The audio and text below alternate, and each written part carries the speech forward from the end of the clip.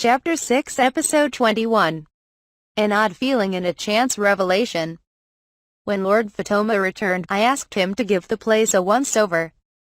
Incredible. I can't believe it all cleaned up this well. Looks just like it used to, Pigu chimed in. They seemed very happy with the fruits of our labor. Thank you, Ryoma, Lord Fatoma reiterated. I'm glad it's to your liking.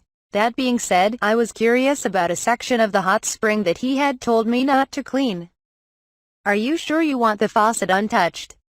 The end of the water line was still mostly in the same state as it was before we started cleaning, even though it had some buildup blocking some of the water flow. If I asked you to clean that, I doubt you'd finish it by day's end. The line goes all the way down to the source of the hot spring.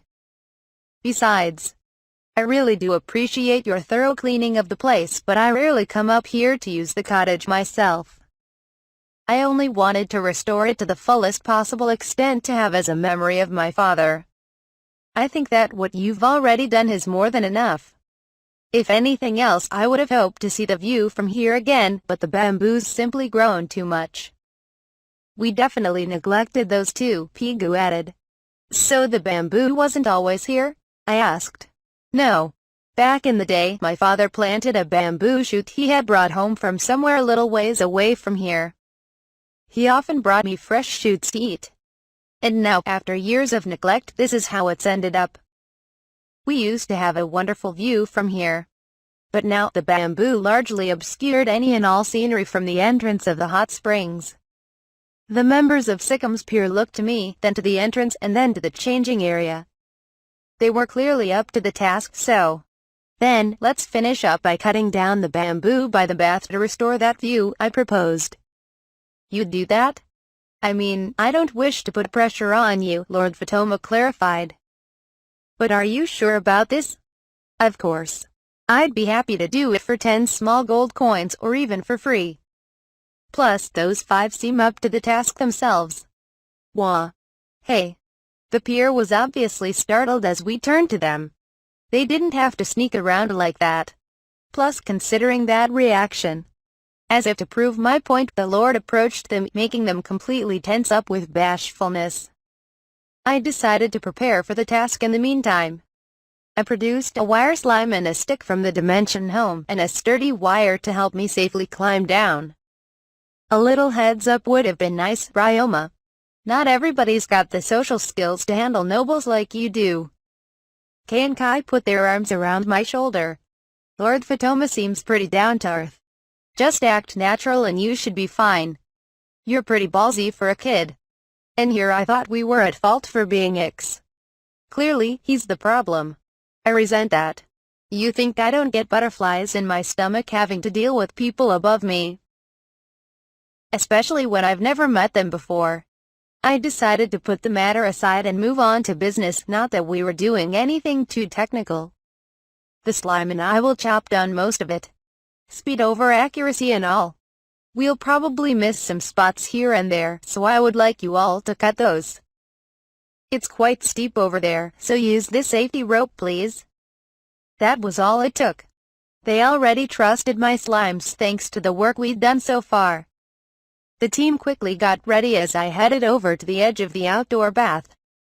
I climbed over the middle of the fence line I set up for safety and lowered myself down. I'm counting on you.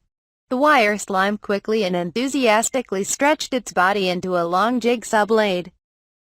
It could stretch as much as 40 meters, but I asked it to make 2 strands in either direction, each a bit shorter than 20 meters. Once I saw that it was stretched out long enough along the ground, I had it connect both ends to form a large hoop. Then, the core of the slime outstretched a sliver of itself to hold on to my stick, through which I sent in energy to enhance the blade. Try to stay as close and flat to the ground as you can. Let's do this. The wire slime began tightening the hoop until the blade dug into the bamboo trees, then it started moving the blade left and right as it contracted the hoop some more. The enhanced blade was sharp, allowing it to quickly chop down the bamboo on the exterior and contract towards the next batch. All in all, it barely even took 10 seconds to chop down all the bamboo and vegetation within the area I specified. I thought about this during the experiments after its evolution, but it's rather like a chainsaw. It's kind of scary what they can do. Oh, a shadow was cast on the ground, and I looked up to find Lord Fatoma's surprised expression. "Have you ever seen a slime do that?" he asked the team. I think Ryoma's slimes are special. Just the other day, he felled a bunch of trees around the village as an experiment. Yeah, the old folks of the village said they wanted one of those slimes. It'd save them a lot of time gathering firewood. The wire slime did have impressive cutting power. Heck, I was using a stick to make sure I wouldn't accidentally touch the blade. "I'm going to keep chopping them down like this," I called up to the 5 who had entered a kind of spectator mode. "Go ahead and come down after a couple of cycles." I turned around and chopped down a 20-meter patch of bamboo, before lowering myself down another meter and chopping down 20 meters in either direction. I repeated the process, creating a 40-meter clearing down the slope. The copious amounts of bamboo kept falling towards the bottom of the mountain, much of it being held up by the still-standing bamboo trees and their leaves. Soon, it seemed to be approaching critical mass. I needed to be careful and not let them crush me as they fell. I remembered how a lot of fictional characters fought using wires or strings and wondered if I could do the same with the wire slime. Not that the current method seemed conducive to combat, but the slime was able to cut through bamboo quite easily. I could get used to this method of transportation.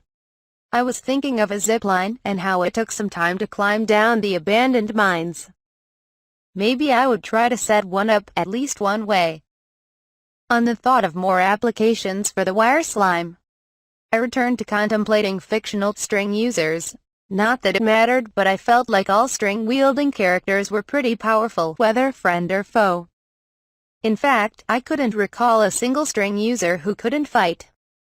With the abundance of protagonists who stuck to commentary in battle-oriented series, I would have expected one to come to mind. Whoops! After briefly being lost in useless thoughts, a view opened up below me. I was nearing the precipice of woods composed of non-bamboo trees. With how open my view was, I expected that they could see much farther from the path above. So it seemed I had chopped enough bamboo, but I had a strange feeling about the view, which I kept my eye on as I climbed back up to the path. When I reached the top, I realized why. Oh, it had to do with the direction I was facing. Outdoor baths were traditionally built to overlook the best view possible, and the path above had been made with an open view over this slope. Subconsciously, I had expected to overlook the beautiful Lake Lituan once the bamboo was cleared. But the path overlooked the direction opposite the lake, over an area of swamp and trees. My compass had been put off through the winding hike, and I must have nearly realized that when I saw that map. Not that I had paid much mind to direction during the hike, since we had Pigu as our guide, and I could have sent my Limor birds to scout for the town if he had gotten lost. Note to self: room for improvement there, but I was still curious as to why the path opened in this direction. Not that the view was bad, but it was a familiar one in this land. Perhaps it had to do with the location of the hot spring source. I returned to the bath, and to Lord Fatoma's approval of the bamboo clearing. I asked where the source was, and he told me that it was actually closer to the side of the mountain that overlooked the lake, and his father had drawn the water all the way here. That meant there was a good reason for building the bath this way. I couldn't get the thought out of my head, so I asked the Sickham's Pier crew to pack up a few things that were left and went to think on the matter as I took in the view. The materials in the construction. A possibility entered my mind about what kind of person the previous lord was. I made some guesses based on my hunch and reached a hypothesis. "Pigu, sir," I called. "Yes? You told me earlier that the grave of the previous lord is at the summit, right?" I did. "Is something the matter?" I asked him a question to test my hypothesis, and it seemed like it was a hit. Pigu looked astounded. "How did you know?" "There is almost nothing surrounding the grave. We felt bad about leaving the ground so bare, but we had been left detailed instructions in his will on everything from the location of the burial ground to how to maintain the trees. Thank you, sir. I think I've found a way of meeting the Lord's other request. I'm glad I could be of help, Pigu said, looking like he still wanted to ask questions. But I was more worried about putting my newfound clue into action.